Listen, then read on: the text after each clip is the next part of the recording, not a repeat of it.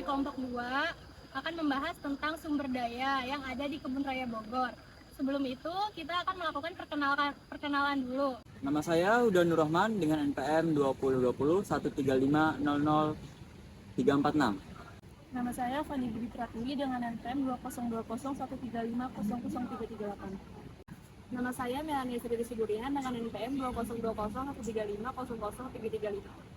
Nama saya Siti Maria Mula Ramadona dengan NPM 202013500268. Nama saya Risa Zulis dengan NPM 2020-135-00358. Nama saya Kafifa Aini dengan NPM 2020-135-00273. Nama saya Alindia Devega Petrianti dengan NPM 2020-13-500-355. Mari simak video kita. Halo teman-teman, apa kabar kalian? Saat ini kita akan membahas tentang sumber daya. Nah, sebelumnya kalian udah tahu belum sih apa itu sumber daya? Nah, agar tahu lebih dalam, mari kita simak video tentang pengertian sumber daya. Sebelumnya, saya akan menjelaskan sedikit tentang bahwa tuh sebenarnya kita itu untuk memenuhi kebutuhan hidupnya, makhluk hidup itu menggantungkan dirinya terhadap sumber daya alam atau disingkat dengan SDA yang ada di bumi. Sumber daya alam tersebut kemudian dimanfaatkan oleh manusia untuk mendukung kehidupannya demi mencapai kesejahteraan. Jadi sebenarnya sumber daya alam itu dekat dengan kehidupan kita sehari-hari. Dari apa yang kita makan, kemudian kita pakai, bahkan energi yang kita gunakan untuk mengoperasikan gawai, itu juga sumber dari alam. Nah, dapat dipahami bahwa sumber daya alam itu adalah sumber segala sesuatu yang bersumber dari alam. Itu dari secara singkatnya. Nah, baik dari biotik maupun abiotik yang digunakan untuk memenuhi kebutuhan manusia. Contoh sumber daya alam itu antara lain seperti tumbuhan, hewan, mikroorganisme, minyak bumi, batu bara, dan barang tambang lainnya. Semua itu berasal dari alam dan dimanfaatkan untuk memenuhi kebutuhan segala manusia, mulai dari makanan, kemudian bahan bakar yang kita pakai, pakaian, bahkan juga sumber energi, listrik sekalipun.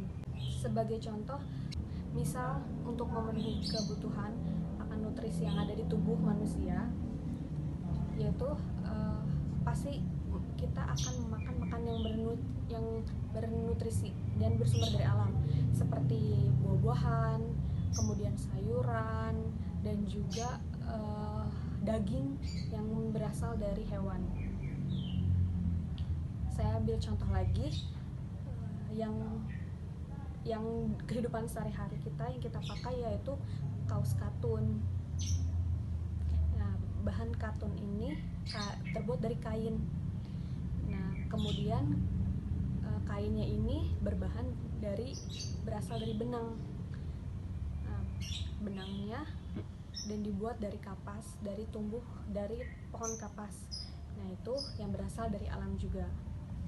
Jadi dapat disimpulkan bahwa sumber daya alam adalah segala sesuatu yang bisa diambil dan dimanfaatkan hasilnya dari alam karena memiliki nilai manfaat untuk memenuhi kebutuhan manusia. Nah, itu dia tadi pengertian dari sumber daya yang sudah dijelaskan oleh saudara Alindia. Nah, ada berapa sih sumber daya itu? Sumber daya dibagi menjadi dua. Yang pertama, sumber daya yang dapat diperbarui. Sumber daya yang dapat diperbarui itu apa sih? Adalah sebuah sumber daya yang dapat dikembangkan. Yang kedua itu ada sumber daya yang tidak dapat diperbarui. Sumber daya yang tidak dapat diperbarui itu apa sih? Adalah sumber daya yang tidak dapat dikembangbiakan oleh manusia. Berhubung kita lagi di Kebun Raya Bogor, nah mari kita simak apa itu contoh-contoh dari sumber daya yang dapat diperbarui. Sumber daya tanah.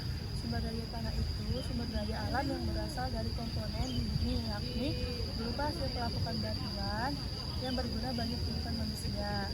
Jenis-jenis sumber daya tanah itu dibedakan menjadi 3 menurut sifatnya. Yang pertama itu tanah vulkanik. Tanah vulkanik ini proses pembuatan tanah yang dipengaruhi oleh meledusnya gunung berapi. Kemudian yang kedua ada tanah tersier. Tanah tersier ini disebut juga tanah yang bukan vulkanik. Dan yang ketiga ada tanah organik. Tanah organik ini yang berasal dari endapan bahan organik.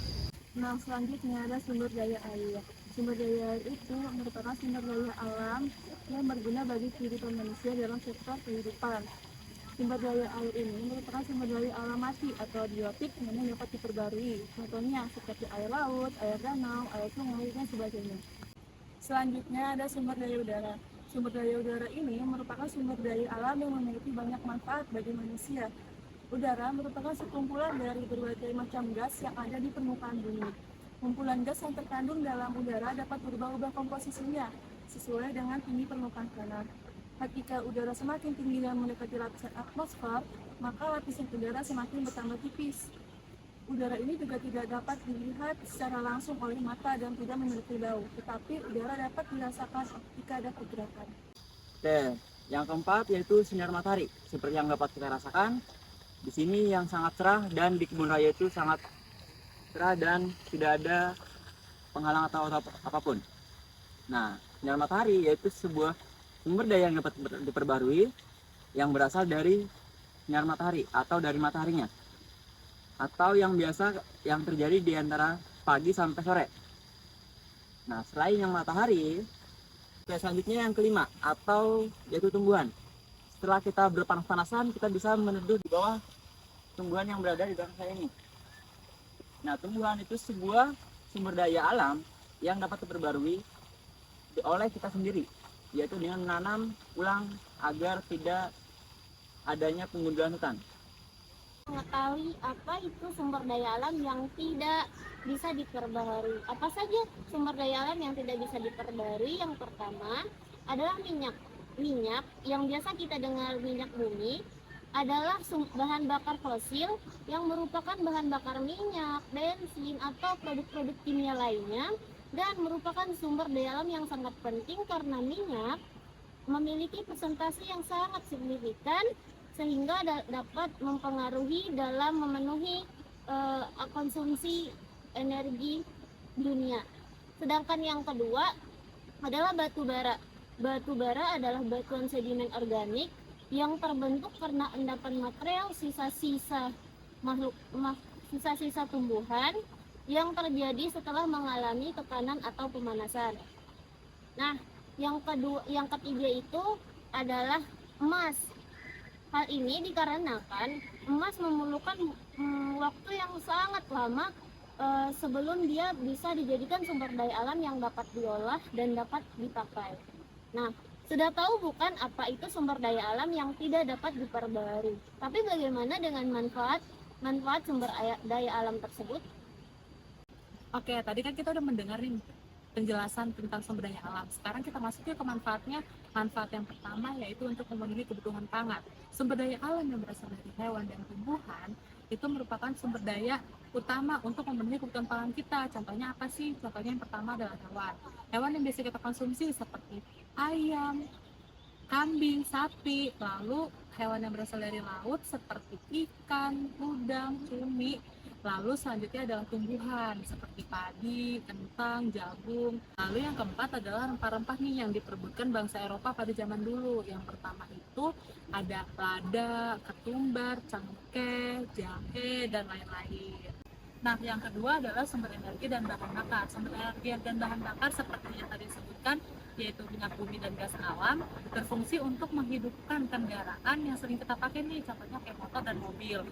Oke, yang ketiga adalah sumber energi pembangkit listrik. Dengan menggunakan energi matahari, dapat dikonversi menjadi energi listrik yang biasa kita pakai sehari-hari.